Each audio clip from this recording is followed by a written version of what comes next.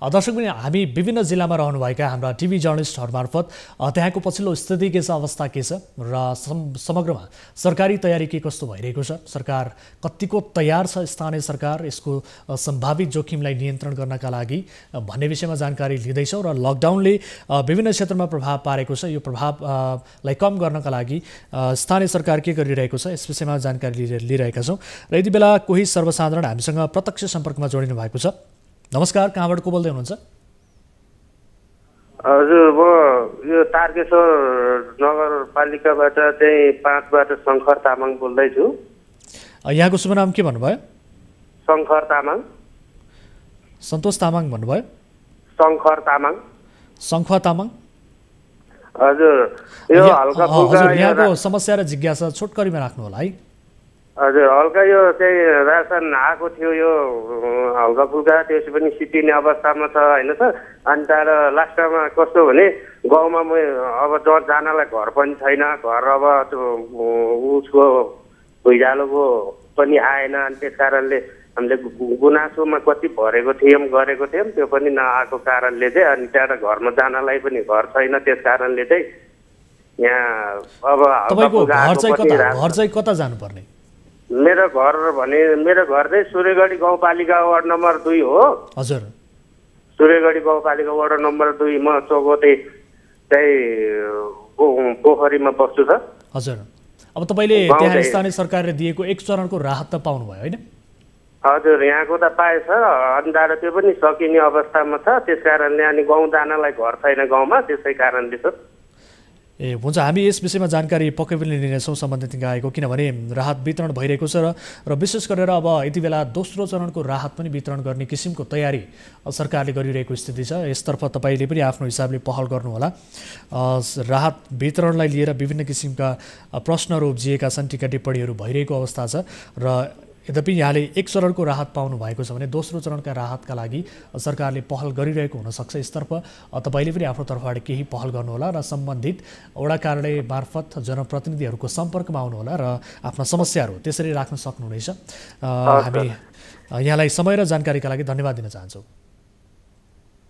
दर्शक यति बेला हुनुहुन्थ्यो शङ्खुवा तामाङ, तारकेश्वर नगरपालिकाबाट कल गर्नुभएको थियो र विशेष गरेर उहाँले राहतकै प्रसङ्ग जोड्नु भएको थियो। 1 चरणको राहत पाए पनि अब लकडाउनको समयावधि लम्बिएको छ, बाहिर निस्किने वातावरण छैन, काम गर्न सक्ने स्थिति छैन। त्यसकारणले 1 चरणको राहतले मात्रै पुगेन, अब थप राहत पनि उपलब्ध गराउनुपर्छ सरकारले भन्ने किसिमको उहाँको मात्र होइन, यति बेला कयौँ जसले 1 चरणको राहत पाउनु भएको छ, पहिलो चरणको राहत पाउनु भएको छ, उहाँहरूको पनि सकिसकेको स्थिति छ र यस किसिमको गुनासोहरू विभिन्न ठाउँबाट आइरहेको छ। यसतर्फ पनि सरकारले दोस्रो चरणका राहतका लागि पनि पहल गरिरहेको भन्ने सुन्नमा आएको छ र कतिपय स्थानमा चाहिँ राहत वितरण भइरहेको पनि खबरहरू प्राप्त भएको स्थिति छ।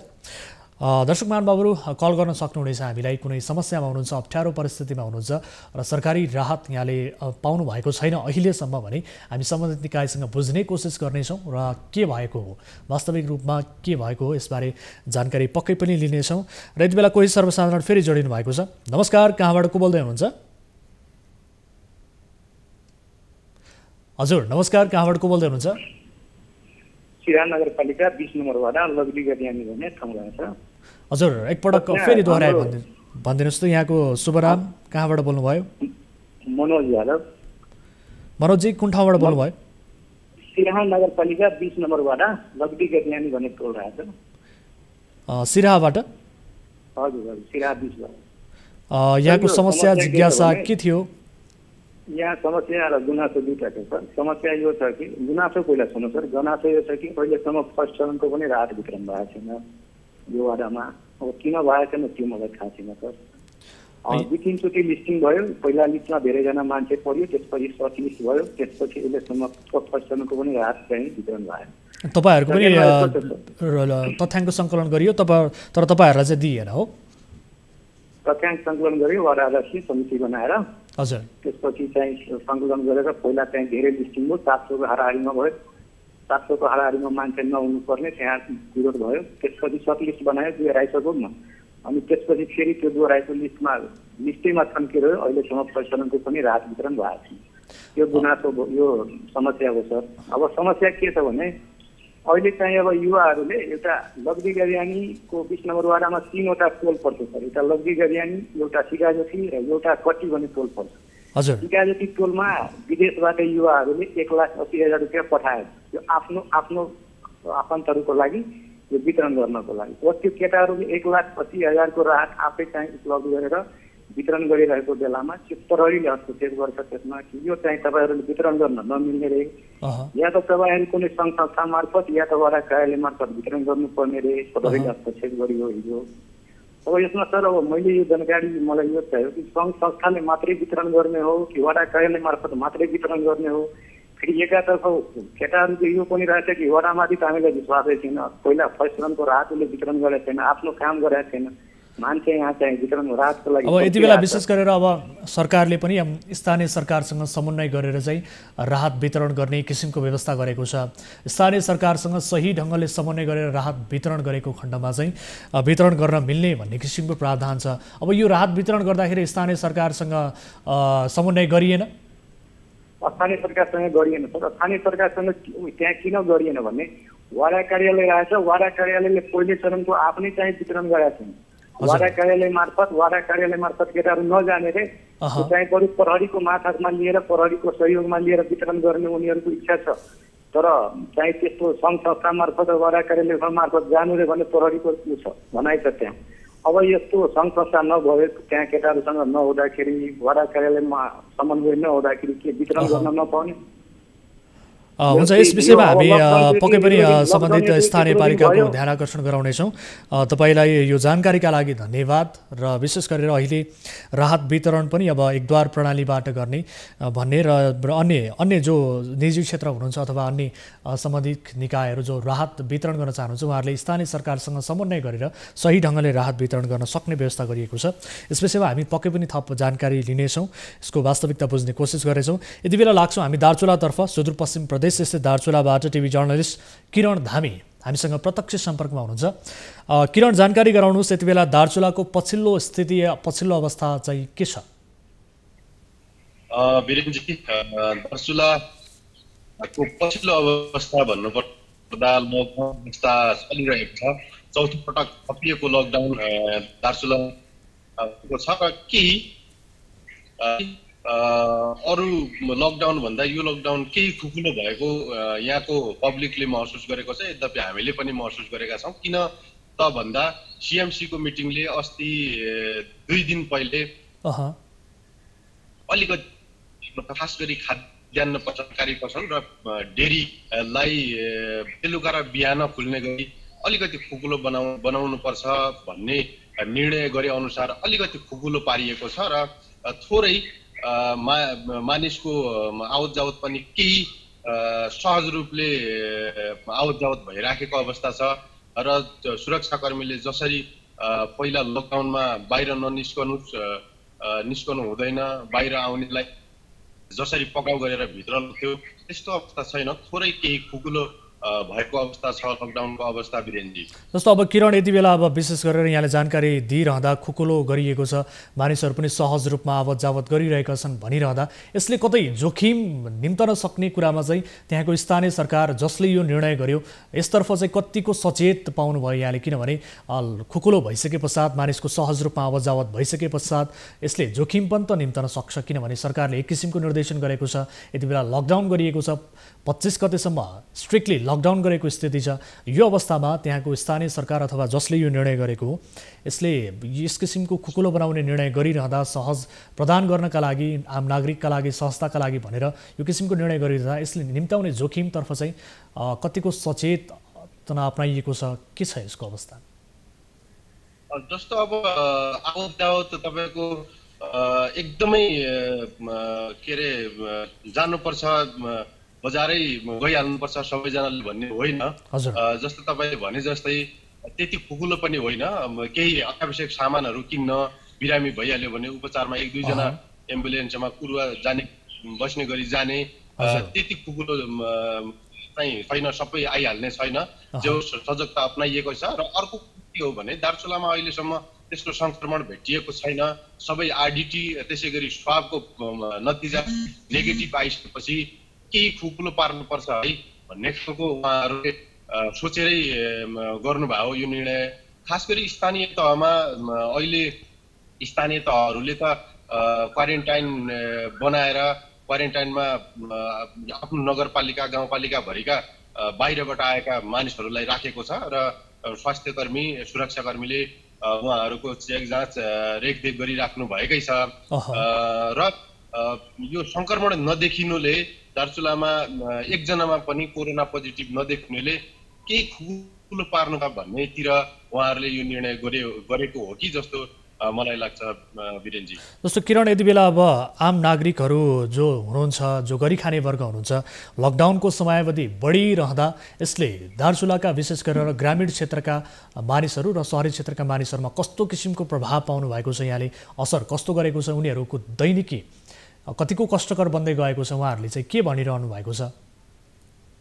सुरुदेखि अहिलेको अवस्थासम्म लकडाउनको अवस्थामा उनीहरूको केही असहजता आएकै हो।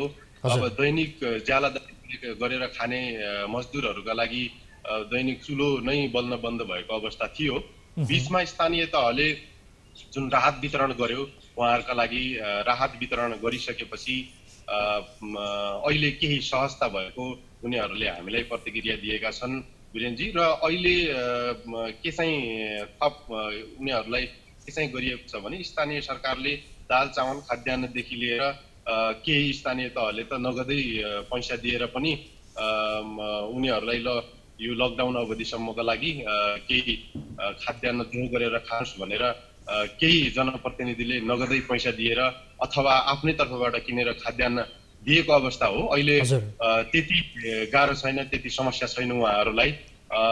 दार्चुलाका 9वटै स्थानीय तहमा रहेका गरिब, ज्यालादारी, गरी खाने वर्ग, विपन्न वर्गलाई उहाँहरूले स्थानीय तहले खाद्यान्नको अवस्था लाई सहज बनाउनका लागि खाद्यान्न वितरण गरिरहेको अवस्था छ। त्यस्तो समग्रमा हेर्दा त्यति गाह्रो छैन उहाँहरूलाई, त्यति समस्या छैन।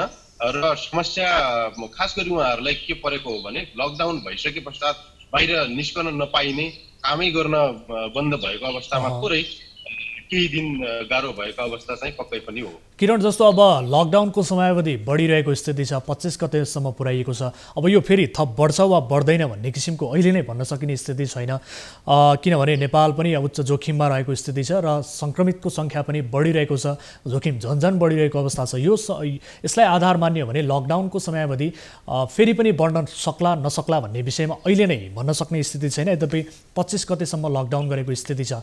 अब यसले विपन्न वर्ग मात्र होइन, यो समयावधि बढ्दै जाँदा मध्यमवर्गीय वर्ग हुनुहुन्छ उहाँहरूलाई पनि समस्या पर्न सक्ने स्थिति रहला।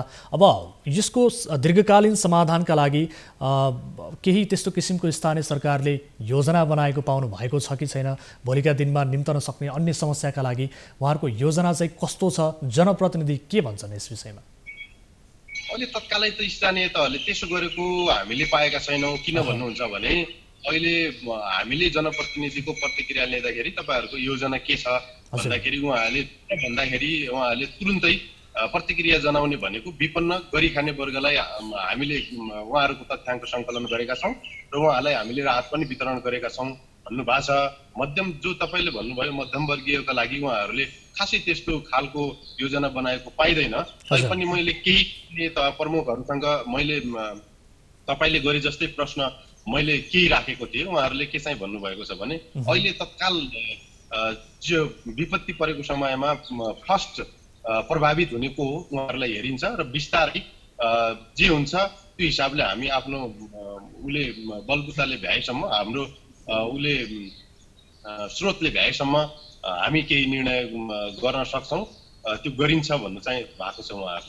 किरण, अब अलिकति सीमा पारी रहनुभएका धारचुलाका नेपालीहरूको बारेमा अपडेट गराउनुहोस्। उहाँहरूको अवस्था कस्तो छ? यति बेला क्वारेन्टिनमा रहनु भएको छ, कतिपय नागरिकहरू हाम फालेरै भए पनि महाकाली तरेर आइरहनु भएको छ भनेर यहाँले जानकारी दिनुभएको थियो। अहिले त्यो अवस्था छ कि छैन? अन्य क्वारेन्टिनमा रहनुभएका नेपालीहरूको अवस्था कस्तो छ?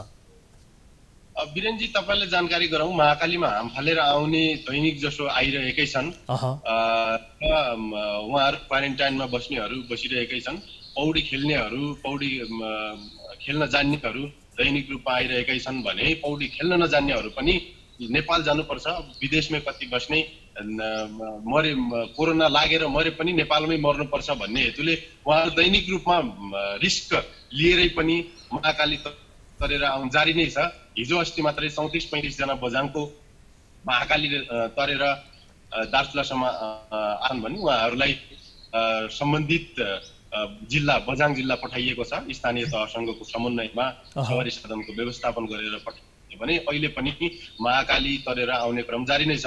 र अर्को कुरा, क्वारेन्टाइन उतापट्टि भारतको क्वारेन्टाइनमा रहेका नेपाली दाजुभाइहरू अहिले क्वारेन्टाइनमै बस्नु भएको छ र बिहान बेलुका पत्रकारलाई, यहाँको जिल्ला स्थित पत्रकारलाई, त्यसै गरी सिडिओलाई, यहाँको जनप्रतिनिधिलाई फोन गरेर उहाँहरू कहिले खुल्छ पुल, हामी नेपाल आउन चाहन्छौँ, हामी आफ्नै देशमा प्रवेश गर्न चाहन्छौँ, यो सरकारले हामीलाई नेपाल प्रवेश दिनुपर्छ भनेर दैनिक रूपमा, यद्यपि मलाई पनि दिनको 10 पटक कम्तीमा फोन गर्नुहुन्छ उहाँहरूले। हामीले के भन्छौँ भने सरकारले यसो निर्णय गरेको छ, आज जिल्ला स्थित सङ्कट व्यवस्थापन समितिले यसो निर्णय गरेको छ भनेर उहाँहरूलाई जानकारी दिनुबाहेक हामी अरू केही गर्न सक्दैनौँ। न त पुल खोलेर उहाँहरू ल आउनुहोस् भनेर हाम्रो हातले हुँदैन। यो पुल खोल्ने विषय, सीमा नाका खोल्ने विषय केन्द्र सरकारको भएकाले केन्द्र सरकारले पारिरहेका नेपालीलाई नेपाल प्रवेश दिनमा र उनीहरूको व्यवस्थापनका लागि केन्द्र सरकारले नै एकिन ठ्याक्कै निर्णय गर्नुपर्छ भन्ने यहाँको स्थानीय सरकारको, त्यसै गरी यहाँका अन्य जनताको पनि त्यो माग छ। र पारिरहेका दाजुभाइहरूले के चाहिँ चाहनु भएको छ भने हामीलाई जसरी पनि नेपाल प्रवेश दिनुपर्छ र यो ढिलाइ ठ्याक्कै हो भने आज 15 गते त यो तेस्रो चरणको लकडाउन सकिएर पुल खोलेर नेपालीहरूलाई ल्याएर सम्बन्धित पठाउने गरी दार्चुलाको जिल्ला प्रशासनलाई गृह मन्त्रालयले एक खालको आदेश दिएको अवस्था थियो र आज खोलेर ल्याउने सम्भव भए ल्याउने समय हो। आज चौथो पटकको यो लकडाउन थपिएको हिसाबले उहाँहरूलाई ल्याउने अहिलेसम्म त्यस्तो आदेश पनि आएको छैन र त्यस्तो निर्णय पनि केही भएको छैन। वीरेनजी जस किरण, स्थानीय सरकारले पहल गरिरहेको छ, सङ्घीय सरकारलाई त्यो किसिमको प्रस्ताव गरेको छ उहाँहरूलाई ल्याउनु पर्ने भन्ने किसिमको छ, तर सरकारले चाहिँ निर्देशन दिएको छैन भन्न खोज्नु भएको हो। एकदमै हो। यहाँको स्थानीय तहले तपाईँको यहाँको प्रतिनिधि के अरे केन्द्र सरकारमा प्रतिनिधित्व गर्ने जो सांसद हुनुहुन्छ, प्रतिनिधि सभा सदस्य हुनुहुन्छ, उहाँहरूलाई यहाँको स्थानीय सरकार प्रमुख सबैले आफ्नो पालिकाबाट सिफारिस गर्ने हो कि फोनबाटै भन्ने हो कि यो भनिरहेको अवस्था हो। र प्रमुख जिल्ला अधिकारी यदुनाथ पौडेलले दैनिक रूपमा गृह मन्त्रालयमा यहाँको रिपोर्टिङ गरिराख्नु भएकै अवस्था हो। र यो अब खास गरी नितान्त अघि पनि भने मैले यो सीमा नाका पुल खोल्ने विषय र पुल बन्द गर्ने विषय, उहाँहरूलाई ल्याउने विषय केन्द्र सरकारको भएकाले स्थानीय तहको पहल बालुवामा पानी खन्ने छ। वीरेनजी हुन्छ, यहाँलाई समय र जानकारीका लागि धन्यवाद किरण। यति बेला किरण धामी हुनुहुन्थ्यो, टिभी जर्नलिस्ट दार्चुलाबाट, र समग्रमा दार्चुलाको पछिल्लो अवस्था के छ भन्ने विषयमा जानकारी लियौँ। र दार्चुला विशेष गरेर भारतसँग सीमा जोडिएको जिल्ला र भारतको दार्चुलामा यति बेला कयौँ नेपालीहरू क्वारेन्टिनमा बसिरहनु भएको छ। उहाँहरू नेपाल प्रवेश गर्न पाउनु भएको छैन, नेपाल आउन पाऊँ भन्ने किसिमको चित्कार अझै पनि उहाँहरूमा छ। यद्यपि यो सरकारले जुन किसिमको क्वारेन्टिनमा रहनुपर्ने समयावधि थियो त्यो पनि क्रस भइसकेको स्थिति छ र त्यति गर्दा पनि उहाँहरू नेपाल आउन पाउनु भएको छैन। यद्यपि स्थानीय सरकारले आफ्नो हिसाबले पहल गरिरहेको छ भन्ने जानकारी हामीलाई किरणले दिनुभएको छ। यति बेला कोही सर्वसाधारण हामीसँग जोडिनु भएको छ, सम्पर्कमा हुनुहुन्छ। नमस्कार, कहाँबाट को बोल्दै हुनुहुन्छ? हजुर नमस्कार, म मननदेवपुरबाट अविनाश सापकोटा। हजुर, यहाँको शुभ नाम के भन्नुभयो? अविनाश सापकोटा। अविनाश सापकोटाजी, कहाँबाट बोल्नुभयो? मननदेवपुरबाट। यहाँको जिज्ञासा समस्या के थियो अविनाशजी? हजुर, अब हेर्नु अब यो कोरोना भाइरसले गर्दाखेरि अब यो बन्द भयो। सानो एउटा व्यापार गरेको थियो, अब घरमा खानालाई अब छैन केही पनि, सबै समस्या परेन सर। फोन गरेको मैले, कति फोन गरेँ, लागेन, अहिले बल्ल बल्ल लाग्यो। अनि मेरो अवस्था पनि अब 2 जिउको छ। अनि हेर्नु न, अब केही कुराको सुविधै छैन यहाँ, केही रातहरू पनि केही पनि बाँडेको नि छैन, केही आएकै छैन के। यो काभ्रेको मन्डर देवपुर नगरपालिका भन्नुभयो, वडा नम्बर कति हो? वडा नम्बर हो सर। वडा नम्बर 8 भन्नुभयो। हजुर हजुर। यहाँहरूको यो वडामा चाहिँ राहत वितरण प्रक्रिया अघि बढेको छैन, राहत वितरण गरिएको छैन वडा कार्यालय मार्फत? छैन, केही छैन सर। अब म वहाँ नगरमा गएँ एकचोटि, अनि त्यहाँ सरहरूलाई आफ्नो अब के अरे घरमा अब छैन समस्या यसरी छ सर। अब बच्चा छन्, बुढाबुढी मान्छे छन्, अब हाम्रो आउने ठाउँ आर्थिक अवस्था केही पनि छैन, साह्रै कमजोरी छौँ भनेको। अब अनि वडा कार्यालयमा त्यहाँ सरलाई भन्नुभयो, अनि त्यहाँ गएर पनि भनेको सरले पनि खोइ अब के भन्नुभयो, उहाँहरूले के भन्नुभयो? सरले अब खोइ अब रात आयो भने त दिइहाल्छ भन्नुभयो, त्यति मात्रै भन्नुभयो। अनि केही सुनाइ नै भएन के सर, मैले भनेको कुराहरू। अब म नगरमा जाँदा पनि सरहरूले केही कुरै सुन्नु भएन कि। अब यति बेला विशेष गरेर राहत वितरणका लागि तथ्याङ्क सङ्कलन गरिरहेको छ। राहत पाउनुपर्ने व्यक्ति हो कि होइन, अथवा सरकारको मापदण्डभित्र पर्छ कि पर्दैन भन्ने किसिमको एनालाइसिस गरिरहेको छ सरकारले। अब यो मापदण्डभित्र तपाईँ पर्नुहुन्छ कि पर्नुहुन्न, तपाईँ के गर्नुहुन्छ? होइन सर, अब पर्नुहुन्छ कि हुँदैन भन्ने कुरो होइन क्या सर। अब हाम्रो त एकदमै हामी त तल्लो स्तर एकदमै हाम्रो छैन कि घरमा। अब खाना नै एकदम घाउ छ, गाह्रो छ। बिहान कमाएर बेलुका खानुपर्ने, बेलुका कमाएर बिहान खानुपर्ने। अब यसमा ज्याला मजदुर गर्न हिँड्ने गरेको थियो, अब अहिले त्यो पनि छैन। गाह्रो छ कि सर, एकदम समस्या। अब मेरो आफ्नो जिउ पनि अब 2 जिउको अवस्था छ, 4-5 महिना भयो। अब हस्पिटल गएर जँचाउन पनि पाएको छैन। हुन्छ, यहाँलाई धन्यवाद सहभागिताका लागि। र सरकारवाला निकाय समक्ष हामी तपाईँको यो जिज्ञासा पक्कै पनि राख्नेछौँ र यस विषयमा जानकारी पक्कै पनि लिनेछौँ र तपाईँलाई धेरै धेरै धन्यवाद दिन चाहन्छु। दर्शक यति बेला काभ्रेको मण्डल देवपुर नगरपालिकाबाट अविनाश सापकोटा हामीसँग जोडिनु भएको थियो। उहाँले आफ्नो समस्या राख्दै हुनुहुन्थ्यो। यस विषयमा हामी थप वास्तविकता बुझ्ने कोसिस गर्नेछौँ र सम्बन्धित निकायको ध्यान आकर्षण गराउने कोसिस गर्नेछौँ। र यति बेला हामी लाग्छौँ बर्दियातर्फ। बर्दियाबाट टिभी जर्नलिस्ट ज्योति पन्थी हामीसँग प्रत्यक्ष जोडिनु भएको छ। ज्योति, जानकारी गराउनुहोस्, बर्दियाको पछिल्लो अवस्था के छ, आजको स्थिति के छ? वीरेन्द्र, बर्दिया जिल्लामा लकडाउनको 1 महिना पुरा हुँदाखेरि बर्दिया जिल्ला पनि लकडाउनको पूर्ण पालना भएको छ र बर्दिया जिल्ला लकडाउन पालना गर्ने जिल्ला मध्ये गनिएको छ। बर्दिया जिल्ला भारतीय सीमासँग जोडिएको जिल्ला र पश्चिम कैलालीसँग जोडिएको जिल्लाका रूपमा बर्दिया जिल्लालाई हेरिन्छ। त्यसै कारणले गर्दा पनि बर्दिया जिल्लाको सुरक्षा संयन्त्रलाई एकदम चुस्त दुरुस्त बनाएर राखिएको छ। अहिलेसम्म बर्दिया जिल्लामा 94 स्थानमा क्वारेन्टाइन निर्माण गरिएको छ भने त्यसमा करिब 2400 जना मानिसहरूलाई राखिएको जानकारी हामीले प्राप्त गरेका छौँ भने अहिलेसम्म 31 जनाको जिल्ला अस्पताल बर्दिया मार्फत गएर स्वाब परीक्षण गरिएको छ भने 30 जनाको रिपोर्ट नेगेटिभ प्राप्त भएको जानकारी प्राप्त भएको छ।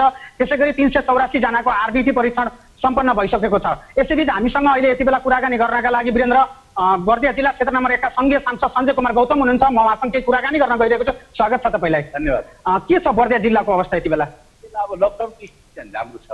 बर्दिया जिल्ला हाई रिस्कमा छ, त्यसलाई चाहिँ सेन्सिटिभ भएको भएर अझ बढ्ता ध्यान दिनुपर्ने आवश्यकता छ। बर्दिया जिल्लामा सरकारले जसरी यसलाई व्यवस्थापन गर्नु पर्यो त्यसै गरी स्थानीय प्रशासन, प्रहरी, सुरक्षाकर्मीहरू, स्थानीय प्रतिनिधिहरूको सहभागिता म्याक्सिमम छ। सामाजिक अभियन्ताहरूको पनि राम्रो उपस्थिति र सहयोग रहेको छ। लकडाउन पूर्णतया सफल छ भन्नुपर्छ बर्दियामा। तर जस्तो किसिमले रिस्क छ, 70 किलोमिटर बर्दियामा भारतसँगको सिमाना जोडिएको छ, कैलालीसँगको पनि बोर्डर सिल छ, यताको पनि चुनौती छ हामीलाई। यो सबै चुनौतीका बिचमा स्वाब कलेक्सन जम्मा अहिलेसम्म 30 वटा मात्रै भएको छ, धेरै भएको छैन। अब ऱ्यापिड टेस्ट पनि धेरै हुनुपर्नेछ। कति सुरक्षाकर्मी फ्रन्ट लाइनमा काम गर्ने मान्छेहरूको ऱ्यापिड टेस्ट गर्नुपर्नेछ, स्वास्थ्यकर्मीहरूको ऱ्यापिड टेस्ट गर्नुपर्नेछ, सुरक्षाकर्मीहरूको र बाहिरबाट आउने मान्छेहरूको गर्नुपर्नेमा अहिलेसम्म त्यो यथेष्ट मात्रामा हुन सकेको छैन। यसले गर्दाखेरि चुनौतीहरू धेरै छन्। जस्तो कि तपाईँ त प्रतिपक्षी दलको नेता पनि हुनुहुन्छ, काङ्ग्रेस के गरिरहेको छ यति बेला? हामीले पनि हाम्रा स्थानीय निकायहरूलाई परिचालन गरिरहेको छौँ। हाम्रा स्थानीय साथीहरू यसमा परिचालित छन्। हाम्रो साथीहरूले आफ्नो आफ्नो ठाउँबाट यसलाई व्यवस्थापन गर्नमा स्थानीय सरकारहरूलाई सहयोग पुर्याइरहेका छन्। हामीले हाम्रो स्तरबाट जुन जहाँ हामीले निर्वाचित भएका छौँ त्यहाँ हाम्रो स्थानीय सरकारका प्रमुखहरूसँग पनि हामीले राम्रो समन्वय गरेर प्रभावकारी भूमिका निर्वाह गर्न सकेका छौँ। र जहाँ हामी छैनौँ स्थानीय स्तरमा त्यहाँ हामीले हाम्रो त्यहाँको पार्टीको संयन्त्रलाई क्रियाशील बनाएर त्यसलाई सहभागितामूलक बनाउने कोसिस गरेका छौँ। तपाईँ एउटा सङ्घीय सांसद हुनुहुन्छ। केही दिन लकडाउनकै बिचमा गएर पूर्व आइजिपी सर्वेन्द्रनाथ खनाल त्यस्तै गरी महेश बस्नेत सहितको टोलीले सांसद अपहरण गरेको केसहरू बाहिर आएको छ। हिजो मुद्दा मामिला पनि दर्ता भएन भनेर उहाँहरूले गुनासो गरिराख्नु भएको। काङ्ग्रेसले कसरी हेरेको छ यसलाई? दुर्भाग्यपूर्ण घटना हो, यो राम्रो घटना होइन। यसको नैतिक जिम्मेवारी सरकारले दिनुपर्छ र जुन किसिमको अध्यादेश आयो न त अहिले हाम्रो दबावले जनस्तरमा आएको दबावले गर्दा सरकारले त्यो अध्यादेशलाई फिर्ता लिएको छ। तर यो नैतिक प्रश्न सामान्य प्रधानमन्त्रीसँग पनि यो प्रश्न उठेको छ। मलाई त के लाग्छ भने यो इस्युमा सामान्य प्रधानमन्त्रीले नैतिकताको आधारमा राजीनामा दिनुपर्छ। खास गरी अहिले बर्दिया जिल्लावासीलाई तपाईँ के भन्न चाहनुहुन्छ? बर्दिया जिल्लावासीलाई तपाईँहरू धेरै गर्नुहोस्, जो जहाँ हुनुहुन्छ त्यहीँ बस्नुहोस्, त्यहाँ हामीले तपाईँहरूको व्यवस्थापनको लागि कोसिस गर्छौँ। तपाईँहरूले सुख पाउनु भएको छ। धेरै हजारौँ मान्छेहरू 25,000 मान्छेहरू बर्दियाको बाहिर हुनुहुँदो रहेछ। यसपालिको यो दुःखले हामीलाई यो कुराको अनुभूति भयो। यो ठाउँमा हाम्रो ध्यान दिएको रहेनछ। जति साथीहरू आइसक्नुभयो, जुन अब आउनु सक्नु भएको छैन त्यो त्यहीँ बस्नुहोस्, सम्पर्कमा रहनुहोस् र तपाईँहरूको व्यवस्थापनको लागि हामीले स्थानीय सरकारहरूलाई, स्थानीय सुरक्षा निकायहरूलाई, स्थानीय प्रशासनहरूलाई र स्थानीय पार्टीका साथीहरूलाई अनुरोध गरेर तपाईँहरूलाई त्यहाँ राहतको व्यवस्था उपलब्ध गर्ने कोसिस गरौँ र राहत वितरणमा जुन किसिमको अनियमितता भएको भन्ने खबर यदाकदा ठाउँ-ठाउँबाट आएको छ। यसमा पनि स्थानीय जनप्रतिनिधि साथीहरूलाई, बर्दिया जिल्लाका सबै पार्टीका जनप्रतिनिधि साथीहरूलाई यति बेला मेरो र तेरो भन्ने बेला होइन, यति बेला मानवताका दृष्टिकोणले यो काम हामीहरूले सबैले मिलेर गर्नुपर्छ। यसमा एक दिक्का भएर राहतको काम आम जनतासम्म पुर्याउने प्रयास तपाईँहरूले गर्नुहोस् भन्ने मेरो उहाँहरूलाई पनि आग्रह छ र आम जनताहरूलाई पनि नासुनुहोस्, धैर्य गर्नुहोस्। हामी चुनौतीपूर्ण परिस्थितिमा छौँ। बर्दिया जिल्ला अप्ठ्यारो परिस्थितिमा छ। स्रोत साधनले हामी कम छौँ। 5 नम्बर प्रदेशको पनि पुच्छारको जिल्लामा छौँ। भारतको पनि ठुलो सिमाना जोडिएको छ। 7 नम्बर प्रदेशको पनि ठुलो सिमाना जोडिएको छ। यस्तो बेलामा हामीले बडा गम्भीर भएर यो लकडाउनलाई पालन गर्नुपर्छ, सोसियल डिस्टेन्सलाई मेन्टेन गर्नुपर्छ। यो हाम्रो लागि गरेको चिज भएर यसलाई हामीले सफल पार्नुपर्छ। सरकारको गैर जिम्मेवार रवैयासँग हामी जननिर्वाचित प्रतिनिधिहरू पनि चिन्तित छौँ। त्यसकारण तपाईँलाई राहत समयमा पुर्याउन हामी कोसिस गर्छौँ। धन्यवाद। दर्शक गरी उहाँ हुनुहुन्थ्यो नेपाली काङ्ग्रेस बर्दिया क्षेत्र नम्बर 1 का संघीय सांसद सञ्जय कुमार गौतम। हामी केन्द्रीय स्टुडियोतर्फ लाग्न चाहन्छौँ। वीरेन्द्र, बर्दिया जिल्ला ज्योति, अब संघीय सांसदज्यूले पनि भन्नुभयो बर्दिया आफैमा एउटा हाई रिस्क भएको जिल्ला हो, किनभने भारतसँग सीमा जोडिएको जिल्ला भएका हिसाबले पनि। अब ज्योति, विभिन्न ठाउँबाट जो सीमानाकाहरू छन् त्यहाँबाट अत्यावश्यकीय सामग्रीहरू भित्राउने नाममा, सवारी साधनहरू त्यसरी भित्रिने नाममा चाहिँ जोखिम पनि भित्रिरहेको, यो अलिकति खुकुलो भइरहेको सीमानाकाको जुन यो कडाई गर्ने भनिएको थियो, यो चाहिँ अलिकति अव्यवस्थित तरिकाले अत्यावश्यकीय सामानहरू भित्रिरहेको र सवारी साधनहरू पनि अव्यवस्थित तरिकाले भित्रिरहेको, जसले जोखिम बढाइरहेको भन्ने किसिमका समाचारहरू आइरहेका छन्। यसको वास्तविकता के हो? बर्दिया जिल्लाको सीमानाकाको स्थिति चाहिँ के छ? अब वीरेन्द्र, यति बेला बर्दिया जिल्लाको 83 किलोमिटर सीमा नाकाको रक्षा गर्नका लागि र भारततर्फबाट बर्दिया प्रवेश गर्न नदिनका लागि करिब 1600 सुरक्षाकर्मीहरू परिचालित गरिएको छ। बर्दिया जिल्लामा यति बेला सशस्त्र प्रहरी र नेपाल प्रहरीका 1600 सुरक्षाकर्मी परिचालन गरे पनि बर्दिया भन्दा बाहिर बाँकेमा रहेको भन्सार कार्यालयबाट फलफुल लगायतका सामग्रीहरू भित्रिएको जानकारी हामीले पनि पाएका छौँ। अहिले भारतमा कोरोना सङ्क्रमण बढेसँगै वास्तवमा यस्ता सामग्रीहरू ल्याउनलाई रोक लगाउनु पर्थ्यो। जसरी सरकारले रोक लगाउन सकेन र ती सामग्रीहरू नेपालभित्रसँगै बर्दिया जिल्लामा पनि चिन्ता थपेको छ। बाँके भएर भित्रिने त्यस्ता खाद्यान्न अनि त्यसरी फलफुलहरू बर्दिया जिल्ला पनि प्रवेश गर्ने कारणले गर्दाखेरि बर्दिया जिल्लालाई अझ जोखिमपूर्ण तरिकाले हेरिएको छ। बर्दिया जिल्लामा यद्यपि सीमा नाकाबाट कोही पनि प्रवेश नगरून् भनेर व्यापक सुरक्षाकर्मीहरू परिचालन गरेको भए पनि बाँके लगायतका जिल्लाहरूबाट भित्र आउने फलफुल लगायतका सामग्रीहरू निर्वाध रूपमा बर्दिया आइरहेका छन्। यसले पनि थप जोखिम थपेको भन्ने हामीलाई पनि लागेको छ र सर्वसाधारण पनि त्यसमा चिन्ता जाहेर गरिरहेका छन्। वीरेन्द्र, पछिल्लो समय खास गरी बर्दिया जिल्लामा सयौं मानिसहरू हिँडेर आफ्नो गन्तव्य स्थल पुगेको तथ्याङ्क बर्दिया जिल्लामा छ। पूर्वी मानखोला र पश्चिमी मानखोलाबाट करिब 13 देखि 15,000 मानिसहरू बर्दिया जिल्लामा प्रवेश गरिसकेका छन्। ती मानिसहरूलाई पनि विभिन्न क्वारेन्टाइनहरूमा राखेको छ। वीरेन्द्र, उनीहरूको आरडिटी परीक्षण गर्न सकिएको छैन। सामग्रीको अभाव भइरहेको हामीले जानकारी पाएका छौँ। स्वर सङ्कलन गर्नलाई सामग्रीको अभाव छ। त्यसै गरी यस्ता किसिमका अभावहरूले गर्दाखेरि बर्दिया जिल्लालाई पछि गएर कुनै धक्का लाग्ने त होइन भनेर सर्वसाधारण यति बेला चिन्तित भएको अवस्था हो। वीरेन्द्र, अब ज्योति, यति बेला अब उच्च जोखिममा छ बर्दिया जिल्ला पनि। अब स्थानीयहरूको पनि विभिन्न किसिमको समस्या छ। स्वास्थ्य कर्मीका आफ्नै किसिमका मागहरू छन्, गुनासो छन् भनिरहँदा अब त्यहाँ यसको समाधानका लागि र भोलिका दिनमा भयावह स्थिति ननिम्तियोस् भन्नका लागि र सम्भावित जोखिमलाई नियन्त्रण गर्नका लागि जति पनि राजनैतिक दलका नेताहरू हुनुहुन्छ, जनप्रतिनिधिहरू हुन्छ, उहाँहरू बीचको एक आपसको समन्वय चाहिँ कस्तो पाउनु भएको छ? खास गरी वीरेन्द्र, जहाँ पनि जोडिने भनेको नेपालमा एउटा मात्रै शब्द हो, त्यो हो राजनीति। यदि राजनीति भएन भने यो कुराहरूलाई धेरै सुधार गर्न सकिन्छ जस्तो हामीले देखेका छौँ। राजनीतिका कारणले गर्दाखेरि अब यो स्थिति यो मेरो ऊ मेरो भन्ने तरिकाले गर्दाखेरि यो कुरालाई अलिकति कठिनाइका रूपमा पनि हेरिएको छ। स्थानीय निकायका प्रमुखहरूसँग जिल्ला प्रशासन कार्यालय अन्तर्गतको दैविक प्रकोप उद्धार समितिले समन्वय गरेर अगाडि बढेको छ। तर पनि कतिपय स्थानीय निकायहरूले क्वारेन्टाइनमा नराखेर घर पठाएको जानकारी पनि हामीले पाएका छौँ भने कतिपय स्थानीय निकायहरू भोलिको स्वास्थ्य सजगतालाई हेरेर आज पनि उनीहरूलाई क्वारेन्टाइनमा राख्न व्यस्त छन्। अहिलेसम्म बर्दिया जिल्लाको तथ्याङ्क हेर्दाखेरि वीरेन्द्र करिब 2500 जना मानिसहरूलाई क्वारेन्टाइनमा राखिएको जानकारी प्राप्त भएको छ। पछिल्लो तथ्याङ्क हेर्दाखेरि आरडिटी पनि एकदम सुस्त गतिमा परीक्षण भएको पाइन्छ बर्दिया जिल्लामा।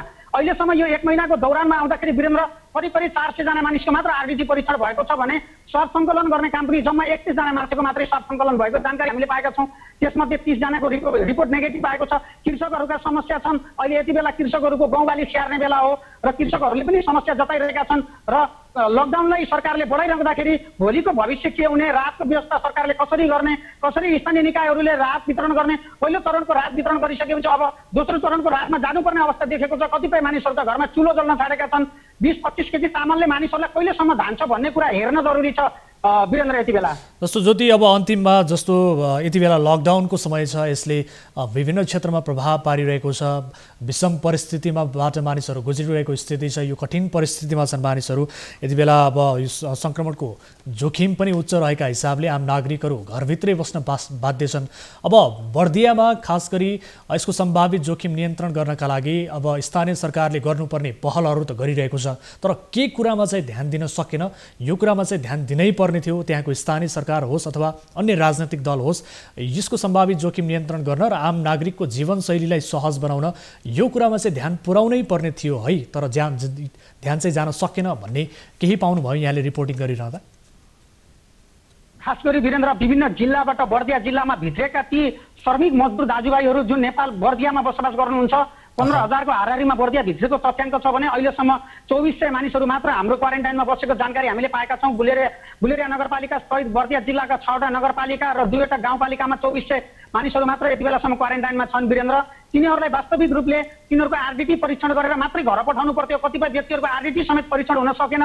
कतिपय मान्छेहरूलाई आरडिटी परीक्षण नगरिकन होम क्वारेन्टाइन भनेर पठाइएको अवस्था छ। स्थानीय सरकार र जिल्ला दैविक वर्ग उद्धार समिति वास्तवमा त्यहीँनिर चुकेको देखिन्छ वीरेन्द्र। एउटा प्रश्न र अर्को प्रश्न, आफ्ना नागरिकहरूको घरमा चुलो जलेको छ कि छैन? अहिलेसम्म चुलो जलाउने कोसिस स्थानीय सरकारहरूले गरेका छन् कि छैनन्? अब लकडाउन भएको पनि आज 1 महिना कटेर यता आइसकेको छ। उनीहरूले उपलब्ध गराएका राहतले कतिजना त्यस्ता सुकुम्बासी परिवारका घरमा पुगेका छन्? वास्तविक सुकुम्बासी मुक्त कमैया र मधेसी समुदायको उल्लेख्य बस्ती भएको बर्दिया जिल्लामा वास्तविक राहत पाउने व्यक्तिहरूले पाइरहेका छन् या राजनीति भइरहेको छ भनेर पनि स्थानीय निकायले खबरदारी गर्न सक्नु पर्थ्यो। तर स्थानीय निकायले पनि त्यो खबरदारी गर्न सकेको देखिएन। पहिलो चरणमा कतिपय नगरपालिका र कतिपय गाउँपालिकाहरूले राहत उपलब्ध गराइसकेका छन् भने कोही दोस्रो चरणमा जाँदै गर्दाखेरि कोहीले पहिलो चरणमै उपलब्ध नगराउन सकेको अवस्था छ। वास्तवमा नागरिकलाई भोकै बस्नबाट पनि अगाडि बढाउनु र उनीहरूको चुलो जलाउने प्रयत्न स्थानीय सरकारले गर्नै पर्छ भन्ने मान्यता। र अर्कोतर्फ वीरेन्द्र जुन प्रदेश नम्बर 5 को सरकारले स्थानीय निकायहरूलाई नगरपालिकालाई 15 लाख र गाउँपालिकालाई 12 लाख रुपियाँ भनेर तोकेर पैसाहरू पठाएको छ राहत वितरणको नाममा, क्वारेन्टाइन सञ्चालनको नाममा। यो समस्याबाट बाहिर निक्लिनका लागि भनेर वास्तवमा तोलै कमी छ।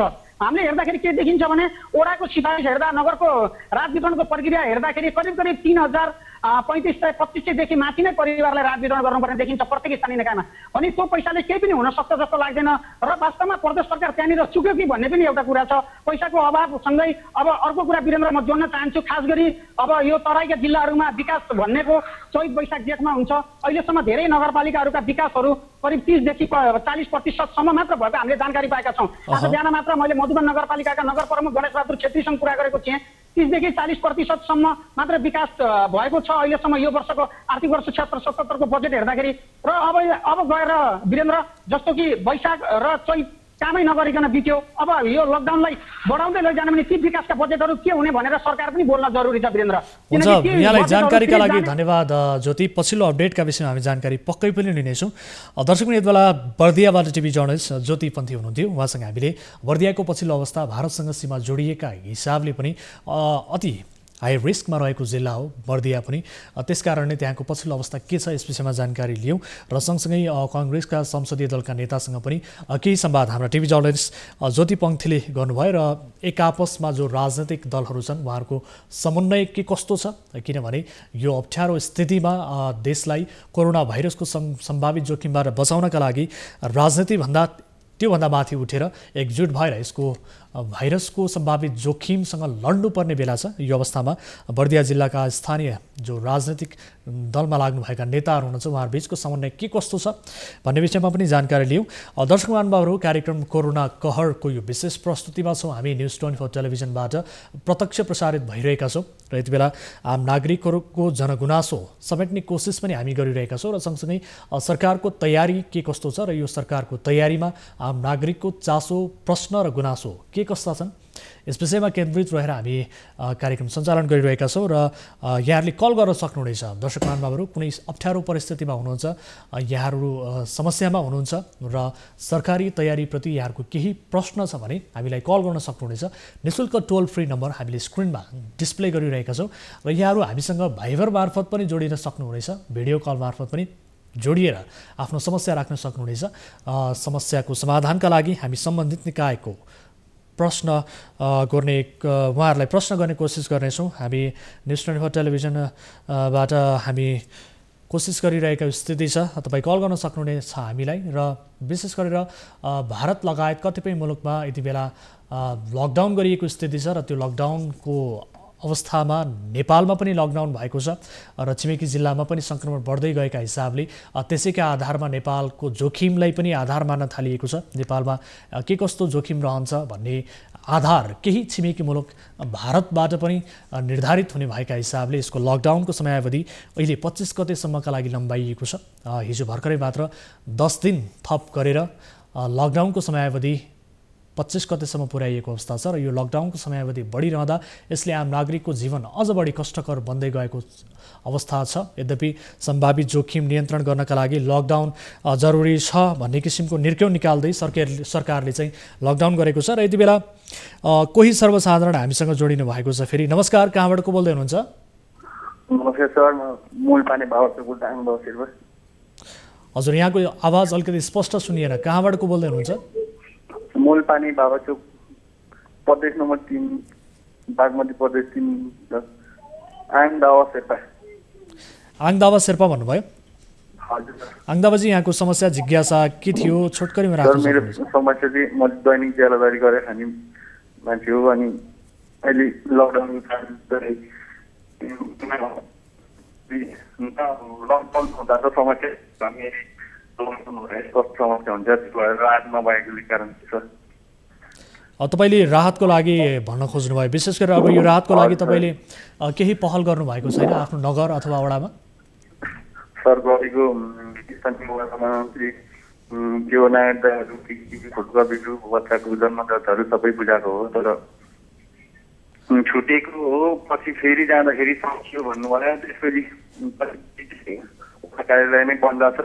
बोर्डहरूमा नम्बर पनि छैन। अब तपाईँ फेरि जानुभयो तर वडा कार्यालय बन्द देख्नुभयो अनि फर्किनु भयो? हजुर। नाम चाहिँ टिपोट गरिएको छ, वडा कार्यालयले यहाँको तथ्याङ्क लिएको छ? हजुर। अब तपाईँसँगै अन्य व्यक्तिहरू पनि हुनुहुन्छ होला, उहाँहरूले राहत पाउनु भएको अवस्था छ वा छैन, के छ? उहाँहरू पाएर पनि फेरि घर जानु भइसकेको छ। उहाँहरूले पाइसक्नुभयो, तपाईँले पाउनु भएको छैन? हजुर। अब फेरि पनि तपाईँले सम्पर्क गर्नुपर्ने हुनसक्छ, किनभने अब वडा कार्यालय बन्द देख्नुभयो, फर्किनु भयो, तर सम्बन्धित जनप्रतिनिधिलाई सम्पर्क गर्नुहोला। हामीले यस विषयमा सम्बन्धित निकायको ध्यान आकर्षण गराउँदै आएका छौँ र उहाँहरूले यस किसिमको समस्या, तपाईँको जस्तै समस्या भएका व्यक्तिहरूलाई आफ्नो सम्पर्कमा आउनका लागि आह्वान पनि गर्नुभएको छ। एकपटक वडा कार्यालय पुनः सम्पर्क गर्नुहोला र भएन भने नगर प्रमुखलाई सम्पर्क गर्नुहोला, नगरपालिकाको कार्यालयमा जानुहोला र आफ्नो समस्या राख्नुहोला, पक्कै पनि समाधान गर्नुहुनेछ। उहाँले त्यो किसिमको प्रतिबद्धता गर्नुभएको छ र कुनै गुनासो छ भने, कुनै छिटपुट हुनुभएका व्यक्तिहरू हुनुहुन्छ भने उहाँहरूलाई सम्पर्कमा आउनका लागि उहाँहरूले आह्वान पनि गर्नुभएको छ। सो यसर्थ यहाँले एकपल्ट सम्पर्क गर्न जानुहोला, हामी यही भन्न चाहन्छौँ। दर्शक पनि यति बेला हुनुहुन्थ्यो आङदावा शेर्पाजी, यति बेला बागमती प्रदेश स्थितकै जिल्लाबाट कल गर्नुभएको थियो र उहाँको पनि यही गुनासो थियो, जो सर्वाधिक रूपमा आइरहेको गुनासो छ। यति बेला राहत वितरणको प्रक्रिया का विषयलाई लिएर चाहिँ मानिसहरूले गुनासो गरिरहेका छन्, पाएन भन्ने किसिमको गुनासो गरिरहेका छन्। सँगैका अन्य व्यक्तिहरूले पाउने तर आफू चाहिँ छुटपिट रहेको गुनासोहरू पनि आइरहेको अवस्था छ। यस अवस्थामा सम्बन्धित निकाय, सम्बन्धित जनप्रतिनिधिले आह्वान पनि गरेका छन्, कोही छुटपिट हुनुहुन्छ भने, केही त्यस्तो किसिमको अप्ठ्यारो स्थितिमा हुनुहुन्छ भने सम्पर्क गर्नुहोला, छुटपिट भएको हुनसक्छ। अब धेरैलाई वितरण गर्नुपर्ने अवस्थामा केही आम नागरिकहरू छुटपिट भएको अवस्थामा पनि हुनसक्छ भन्ने किसिमको उहाँहरूले पनि रियलाइज गर्नुभएको छ र एकपल्ट यहाँले सम्पर्क गर्नुहोला, उहाँहरूले आह्वान गरे अनुसार सम्पर्क गर्नुहोला हामी भन्न चाहन्छौँ। दर्शक महानुभावहरू, यो विशेष प्रस्तुतिमा छौँ। विभिन्न जिल्लामा हाम्रा टिभी जर्नलिस्टहरू रहनुभएको छ, उहाँहरू मार्फत हामी जानकारी लिइरहेका छौँ त्यहाँको पछिल्लो अवस्था के कस्तो छ, विशेष गरेर लकडाउनको समयावधि बढिरहँदा यसले कस्तो किसिमको प्रभाव परिरहेको छ र त्यहाँ पछिल्लो समय जनप्रतिनिधिको गतिविधि के कस्तो छ, राहत वितरण भइरहेको छ, राहत वितरण प्रभावकारी हुन नसकेको र सबैभन्दा कमजोर समूहसम्म पुग्न नसकेको र वितरणमा अनियमितता भएका समाचारहरू पनि आइ नै रहेका छन् र यस्तो अवस्थामा अन्य समस्याहरू पनि विदितै रहेका छन्। भोकभोकै 10औं दिनसम्म पैदल हिँड्ने वा ट्रकमा कोचिएर गन्तव्यसम्म पुग्नेहरूको दृश्य पनि प्रशस्तै देखिन थालेका छन्। यद्यपि कतिपय स्थानीय तहहरूले ती नागरिकहरूलाई, आफ्नो स्थानीय तहका नागरिकलाई ल्याउने पुर्याउने किसिमको व्यवस्था गरिरहेको छ। यस किसिमको व्यवस्था पनि गरिरहेको छ र यो व्यवस्था गरिरहँदा अलिकति अव्यवस्थित ढङ्गले आफ्ना नागरिकहरूलाई ओसार पसार गरिरहेको हो कि भन्ने किसिमका प्रश्नहरू पनि उठिरहेका छन्, जसले गर्दा जोखिम निम्तन सक्ने खतरा रहेको भन्दै यस किसिमको टिका टिप्पणीहरू पनि भइरहेको स्थिति छ। र विशेष गरेर यति बेला आफै पनि कोरोना भाइरसको जोखिममा उच्च रहेको स्थितिमा क्वारेन्टिनमा रहेका मानिसहरू जो क्वारेन्टिनका लागि बनाइएका ठाउँहरूबाट औलो सरेको समाचारहरू पनि यति बेला आइरहेको छ, जसले सरकारी अस्तव्यस्तताको पोल खोलिरहेको स्थिति छ। किनभने क्वारेन्टिनमा बसिरहेका मानिसहरूमा औलो सरिरहेको र अन्य विभिन्न किसिमका रोगहरूले आक्रमण गरिरहेको स्थिति छ भन्ने किसिमका समाचारहरू पनि आइरहेको स्थिति छ।